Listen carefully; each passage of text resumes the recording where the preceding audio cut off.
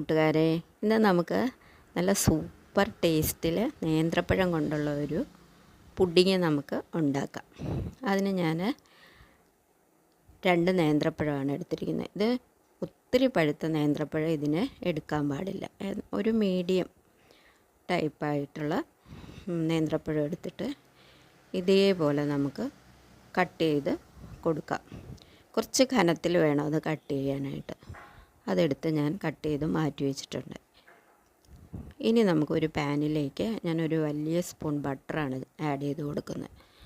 ആ ബട്ടർ ഒന്ന് നന്നായി മെൽറ്റായി വരുമ്പോഴേക്കും നമുക്ക് അതിലേക്ക് കുറച്ച് ഡ്രൈ ഫ്രൂട്ട്സ് ഞാൻ ആഡ് ചെയ്ത് കൊടുക്കുന്നുണ്ട്. കുറച്ച് കാഷ്യൂനട്ട്, കിസ്മിസ് ഇതെല്ലാം കൂടെ ഒന്ന് ആഡ് ചെയ്ത് അതൊന്ന് നന്നായിട്ട് നമുക്ക് ഒന്ന് ഫ്രൈ ചെയ്ത് എടുക്കാം. അത് നന്നായിട്ട് മൂത്ത് വരുമ്പം സ്റ്റൗവ് വളരെ കുറച്ച് വെച്ച് വേണം ചെയ്യാൻ, ഇല്ലെങ്കിൽ കരിഞ്ഞു പോകാനുള്ള ചാൻസ് ഉണ്ട്. ഇനി നമുക്ക് ഇതിനകത്തേക്ക് തന്നെ നമ്മൾ അരിഞ്ഞു വെച്ചിരിക്കുന്ന നേന്ത്രപ്പഴം നമുക്കൊന്ന് ആഡ് ചെയ്ത് കൊടുത്ത് ഇതും കൂടെ ഒന്ന് ഫ്രൈ ചെയ്യാം. ഞാൻ ആകെപ്പാടെ ഈ 1 ടേബിൾ സ്പൂൺ ബട്ടർ മാത്രമേ ഇതിൽ ചേർക്കുന്നുള്ളൂ. അപ്പോൾ ഇത് നന്നായിട്ടൊന്ന് ഫ്രൈ ചെയ്ത് എടുക്കാം നമുക്ക്. വീഡിയോ കണ്ടുകൊണ്ടിരിക്കുന്ന സമയത്ത് കൂട്ടുകാരെൻ്റെ ചാനലൊന്ന് ലൈക്കും സബ്സ്ക്രൈബും ചെയ്യണേ. ഇത് ഫ്രൈ ചെയ്തതിന് ശേഷം ഇത് നമുക്കൊരു പാത്രത്തിലേക്ക് മാറ്റി വെക്കാം.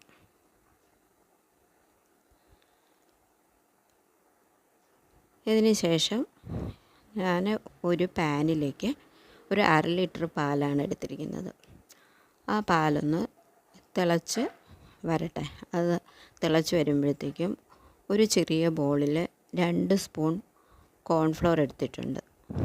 അത് കുറച്ച് വെള്ളത്തിൽ നമുക്കൊന്ന് ആഡ് ചെയ്ത് അതൊന്ന് മിക്സ് ചെയ്തെടുക്കാം.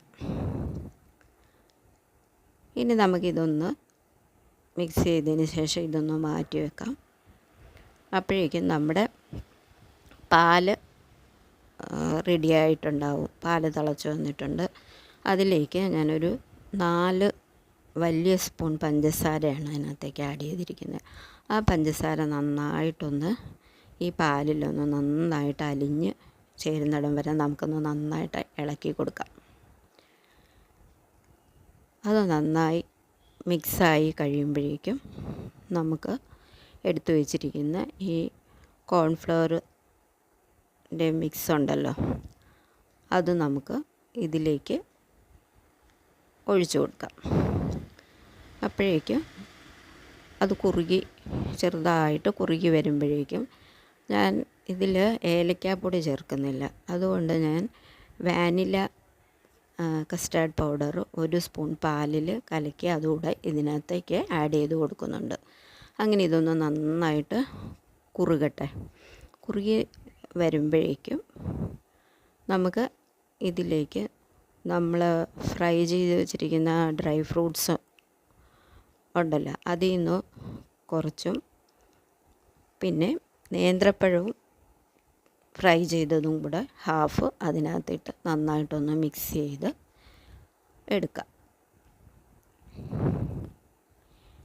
ഇനി നമുക്ക് ഇത് ഒരു വലിയ ബൗളിലേക്ക് ഞാൻ മാറ്റുന്നുണ്ട്.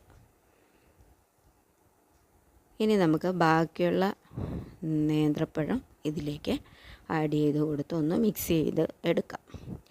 ഇനി ബാക്കി ഉള്ള ഡ്രൈ ഫ്രൂട്ട്സും കൂടെ ഇതിലേക്ക് ആഡ് ചെയ്ത് കൊടുക്കുക. ഇത് റൂം ടെമ്പറേച്ചറിലോ അല്ലെങ്കിൽ ഫ്രിഡ്ജിൻ്റെ താഴത്തെ ട്രെയിലോ വെച്ച് തണുപ്പിച്ചെടുക്കാം. നല്ല സൂപ്പറാണ് കേട്ടോ. ഒരു 10 മിനിറ്റത്തെ കാര്യമുള്ളൂ നമുക്കിത് റെഡിയാക്കി എടുക്കാനായിട്ട്. എല്ലാവരും ഒന്ന് ട്രൈ ചെയ്യണം കേട്ടോ. അടിപൊളിയാണ്. കമൻറ്റിൽ അറിയിക്കണേ കേട്ടോ.